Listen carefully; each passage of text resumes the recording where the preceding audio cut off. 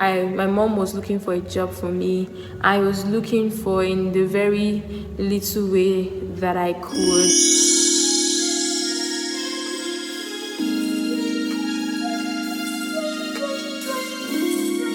Hi guys, I want to quickly round up this vlog. I want to explain, detailed explanation of how I really got to, go back to school, or how I got to where I am now.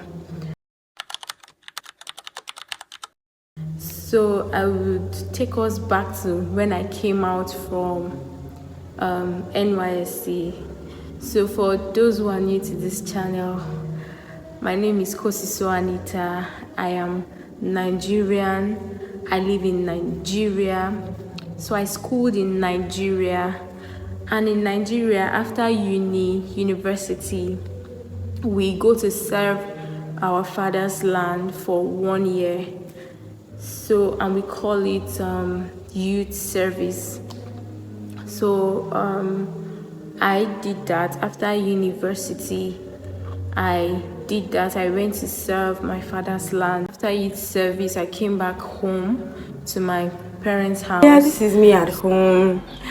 I'm back. So just know, like, the next phase, the next step, and we'll keep on hoping on God. So I had so much plans, which one of it, my plans majorly was go and work. So I really wanted to work, like, just, how would I put it, make use of that certificate that I got. My mom was looking for a job for me. I was looking for in the very little way that I could. And all of the whole things that I was looking for, like, it was as if nothing was actually working. It was as if nobody was actually looking at my side. Then other plans came up. Honestly, other plans came up, and all of them failed. All of them stopped halfway. Because even in the midst of those plans, I'm asking God, is this what you want me to do? Is this where you would have me be? And all of that. I told God, if this is what you would have me do, please let me know. So not until one of these plans failed, like, drastically, and my auntie now reached out to me. I love you, ma. She reached out to me and she said, okay, why not you go back, since this thing has failed, why don't you go back to school? Like, that would also add to you, that would also be a plus to you. I was like, go back to school. Mind you, I am that. So if I am to do my master's, if I am to further my education, Nigeria has seen enough of me. I've seen enough of Nigeria. Don't get me wrong. Don't get me wrong. I love my country. I felt like I should just go, like, use the education route, go out of this country and out of my country and explore, and then come back, definitely. My aunties told me about it, which now I'm thinking about it, is a very, very, like, I just thank God for her, because if not for her and her support, even in this master's, she was like, go, don't worry, just go. We are behind you. We are your family. I just took it in prayers personally, and I told God, if this is what you would have me do, please let me know. So you know how God let me know. I had peace. Like, there were so many questions and answers and back and forth in the place of prayer, that I came to realize that this is really what God will have me do. So immediately I started, because normally I wanted to do this master's at home, because my youth service experience was really something I told myself that after youth service, that one will be story for this. Is a whole entire video. So I told myself that after youth service, I'm really going to take my time and rest. Just be around family and be around, rest, like some things that would help me rest. So when this stuff came up, I was like, hey, wait, I know what to do. I am definitely going to do this master's from home.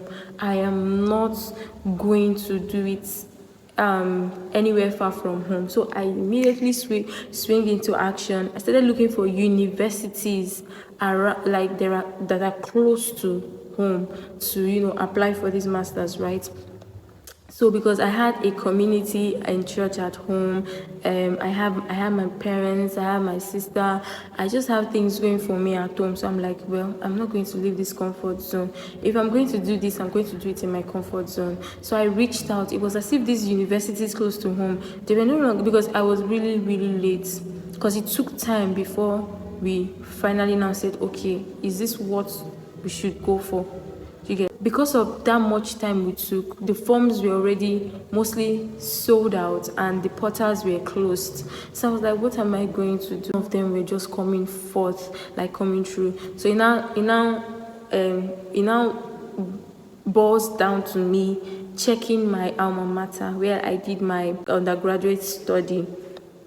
So when I checked, funny enough, they were selling the form. So I was like, wow, this was selling form. But then I was relaxed about it. I was like, I don't know. I don't know if I should just go through with this one. We went to church that day. We were in church. We were cleaning the church on a Saturday morning. And all of a sudden, I had this unsettling in my spirit. I was so disturbed. And the only thing I was hearing is, get that form, get the form, get the form. So I had to call my mom to show you how urgent it was. I had to call my mom out of the church. I was like, Mom, I have to get this form. Like today, I have to get this form. And also my auntie was also asking me, how far the form, how far, my auntie that told me about it, how far the form, how far the form. I'm like, Mom, I have to get this form today. I have to get this form today. So my mom was like, okay, what do we do? So I started calling everybody. I had their number, like here in school. So somebody was like, okay, I can help you get the form. Immediately, we sent the money to her and she got the form. And that was how I left the comfort zone and I started traveling back to Port Harcourt City.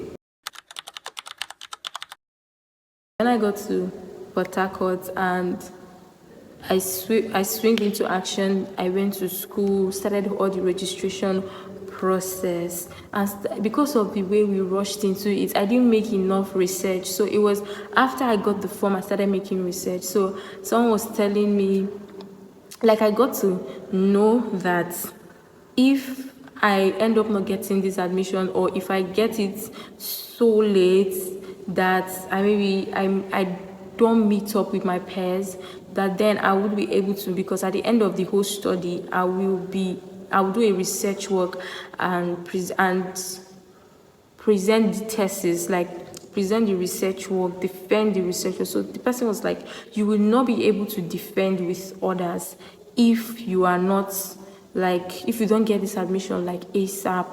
I'm like, Jesus, what am I going, what should I do with this information? I've gotten this form. My family was so supportive, because you can imagine I started class February. Yes, February. They started class since December. Like immediately I came, it didn't take up to 3 weeks. The next thing I heard was exams. I'm like, I just came. I don't understand. I just came.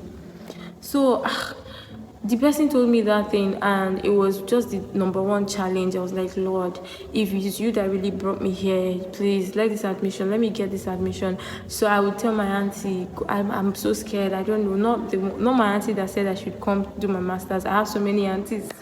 So I would tell my auntie that I don't know what to do. What if I don't get this admission? She'll be like, you will get it. I said, okay. So the second challenge was I wasn't catching up because of so much time has passed. So much time passed before I was able to join them. So I joined irrespective of if I was admitted or not. So I just joined classes, but I was not catching up. I would after classes I would go home. I would be looking at my notes. It was as if they wrote it in Chinese, they wrote it in Korean. And even when they are teaching the same thing, I would just be so confused. At some point, one lecturer said, you look so confused." I said, "Yes, sir." No, I didn't say yes, sir. I just kept quiet. And he was like, where did you graduate from? I said, "This school." He was like, "Okay, so what was your first degree? What did you major in your first degree?" I said, "Finance." And I am also furthering doing my master's in finance too. He was like, "So this shouldn't be difficult for you." I'm like, "Yes, sir." But it is in my heart. I was like, "But it is." So after class, I would be crying. I'll be telling my mom, "Mommy, I don't know what to do. It's like I'll be coming back home." I told my auntie, I said, "Auntie, I don't know what to do. It's like I'll be coming back home." So my big auntie was like, "If you can," because I was already telling my big auntie, we have paid for form, so I wouldn't want to waste that money. My big auntie was like, "It is better that money waste than you go and you are just packing F's and receipting classes. So if you cannot do it, check if you." And she just gave me this motivation. She just promised that if I was able to, like, I should check it. If it's something I can do, she promised to get me a laptop for my studies. And that really motivated me. And like, I can do this. I can do this. So I told my mom too. My mom was like, "If you can't do it, come home." Because I'll be crying. I'll be telling her, "Mom, I don't know. I don't know. I'm not a dummy. I am not a dummy." So when I tell my mom, I find it so frustrating. I'm somebody that I understand something, like before you even land, I know where you're going to. But just imagine in a situation where I cannot now get what, even when you land, I don't even know you have landed. So my mom was like, "I don't like seeing you like this. Honestly, if you cannot do it, come home." So, and because I don't know, yeah, they said come home, but because of that support, I'm like, since they are willing to support me like this, I will give it my best, my very best. So what I did was, when I come back from school, I must dedicate some time to read my book, go on YouTube. YouTube is a lifesaver. I'll go on YouTube. If you're giving assignments, I'll go on YouTube. I would study and study, sometimes till the next day. Like, I really poured in my soul into it. So yeah, then after that other challenge, it was now my transcript. Because I came when I came, I now applied for the transcript. Transcripts here in Nigeria, I don't know, but it takes time before one gets their transcript. So you have to like really apply as in some time ahead, so that it won't hook you. And before I'm giving that admission, I should be able to submit my transcript, so that they would know that, oh, you really did the first degree, for qualified to now go for the second degree. So the transcript, oh my God, I said God was just sending help from left, right, center.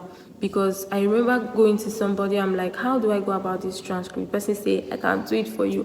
Person was calling amounts for me. I was like, "Hey God, I'm not sure I can pay this."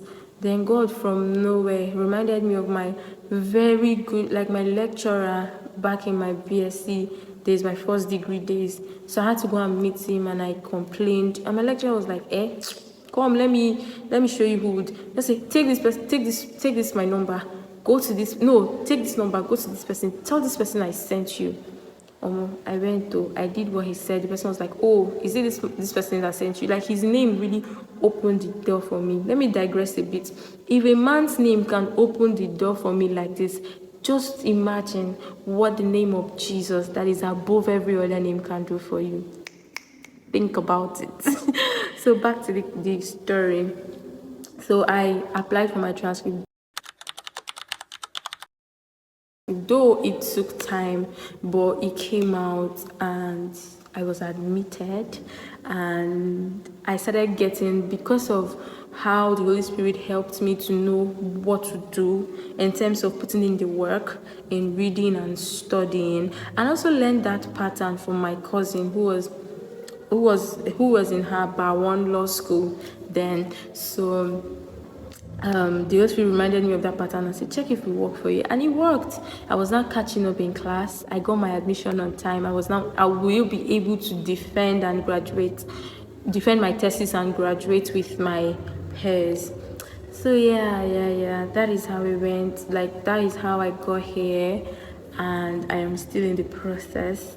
And I know that God is taking care of me, because in the course of this, it was not a very, in as much as this is where God would have me be, because of so many signs and so many convictions, it was not really an easy journey per se. It was not all roses and a walk in the park, but this is where God will have me be, and He really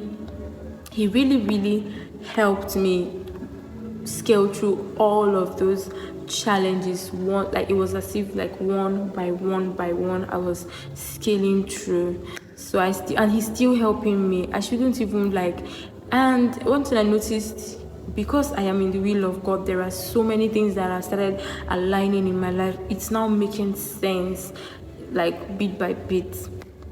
So yeah, that is how I got to do my master's. It was so unplanned. It was impromptu. It wasn't something I had in mind. In fact, it was the last thing I had in mind. What I had in mind was to work. And if at all I was going to do my master's, it was going to be abroad. Not just was it impromptu. Doing my master's in Nigeria was also something I didn't, fathom in my mind. But here I am. And am I loving it? Yes. I will insert a clip of one time I went to class early. I was preparing for my assignment. Oh my God, I was so excited. And I'll leave you with that clip. See you in my next video. Bye. So guys, I'm in class now. I actually came very early. There's nobody in class. So, and I'm trying to, because I have a presentation today. Why I picked up the camera is like I was going through my assignment and I just started seeing things like, I love the course I'm studying. I just love everything about it. I just love how God has taken care of everything concerning this phase. So I was reading my assignment and I was just reading it. I just saw myself smiling. I was just enjoying it. It was so weird. I got this. I did not like this course, because I did this course in my finance. I did finance in my undergraduate, and I'm furthering in finance still. My undergraduate, I didn't like this. I was just like, let's do this, let's get out of school. And after undergraduate days, I am not going to read, even if it's a signpost. I am not going to read it. But then, right? And I'm loving every bit of it.